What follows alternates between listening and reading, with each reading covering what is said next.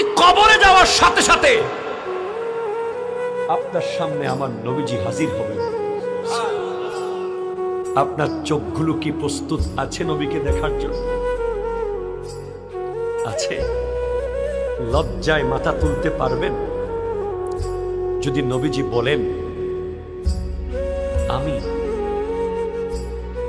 নিজের মায়ের বাড়িতে থাকতে পারি না, আমি রাস্তা দিয়ে হাঁটতে পারি না, আমি নিজের এলাকায় বসতে পারি না, আমাকে পাথর মেরে রক্তাক্ত করা হয়েছিল, আমার সাহাবারা উপোস থেকে 4 লক্ষ স্কয়ার ফিট পাথর কেটেছে তোদেরকে ইসলাম দেওয়ার জন্য।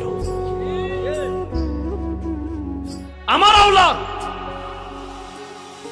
দেশ বিদেশ ঘুরে ঘুরে 2500 মাইল হেঁটে সেই ইরানের সিস্তান থেকে হিন্দুস্তানে এসেছেন খাজা মঈনুদ্দিন চিশতি রহমতুল্লাহ।